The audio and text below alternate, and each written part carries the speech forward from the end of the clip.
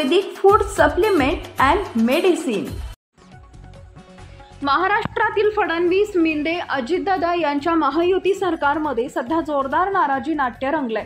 पाशवी बहुमत असलेल्या सरकारमधील या लाभाळ्या आरोप प्रत्यारोप व रुसवे फुगवे पाहून महाराष्ट्राच्या जनतेची फुकटात करमणूक होतीये, असा टोला उद्धव ठाकरेंच्या शिवसेनेनं राज्यातील 3 पक्षांच्या सरकारच्या कामासंदर्भात बोलताना लगावलाय।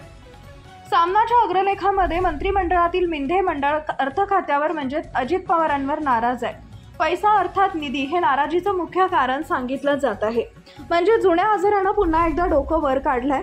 शिवसेना फोडताना व महाविकास आघाडीचे सरकार पाडताना मिंदे मंडळींची हीच नाराजी व तक्रार होती आणि ती आजही कायम आहे।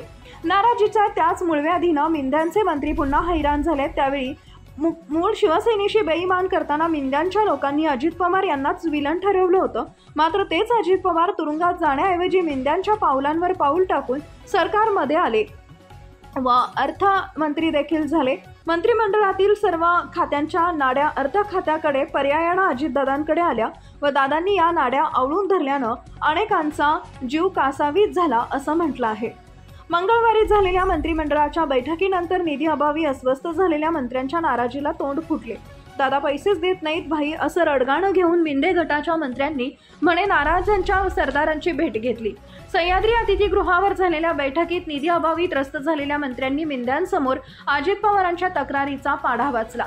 अर्थमंत्री अजितदादा आमच्या खात्याच्या विकास कामात खोडा घालत आहेत। अर्थ खाते व अर्थमंत्री आम्हाला पैसे देणार नसतील तर आम्ही विकास कामं कशी करायची अशी तळमळ म्हणा किंवा तगमग या मंत्र्यांनी व्यक्त केली। अजित पवारांना टार्गेट करण्यासाठीच ही बैठक झाली असं सांगण्यात येत आहे असं ठाकरेंच्या पक्षानं म्हटलंय।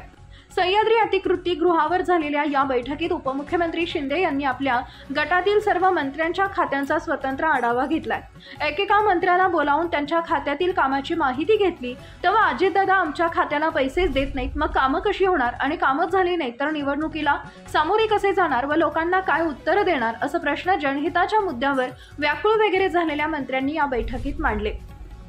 सगळ्यांच्या तक्रारीचं स्वरूप आणि लक्ष एकच असल्यानं या मुद्द्यावर मुख्यमंत्री फडणवीस आणि उपमुख्यमंत्री अजित पवार यांच्याशी बोलून मार्ग काढू अशी समजूत काढत नाराजांच्या सरदारांनी वेळ मारून नेली।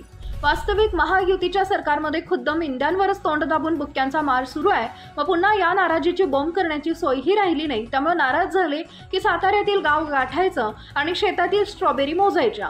हा नाराजीवरील अक्षर तोडगा जसा मिंद्यांनी शोधून काढला तसाच काहीसा तोडगा त्यांनी आपल्या सहकारी मंत्र्यांना दिला असेल तर सांगता येत नाही असा टोला ठाकरेंच्या शिवसेनेनं लगावलाय।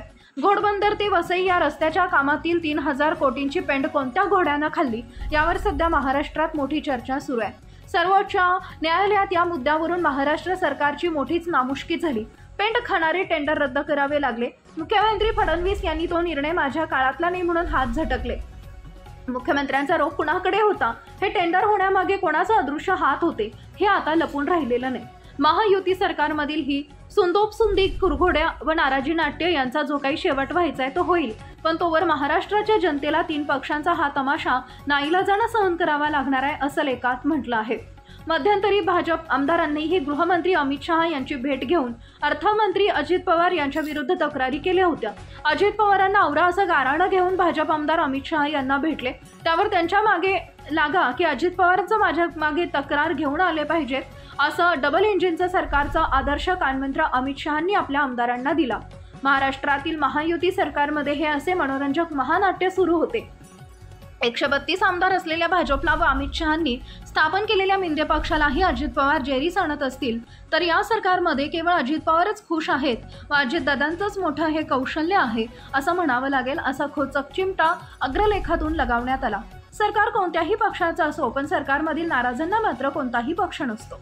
मिंदे मंडळ उद्धव ठाकरे यांच्या सरकारमध्येही नाराज होते आणि आता फडणवीस सरकारमध्येही त्यांची नाराजी कायम आहे। सत्ता, पदाचा लोभ, पैसा, अहंकार व राजकीय महत्त्वाकांक्षांच्या नाराजीच्या व्याधीचं मूळ दडलेलं असतं। नाराजीच्या या आजारावर कुठलंच औषध नाही, तो एकदा जडला की बळावत जातो। सनेज care, Sanjivani centre building, name plot number F3 near Gokhale school, sector number 12, shop number 12, mobile number 88 28 38 80 04 आणि 80 87 02 10 04।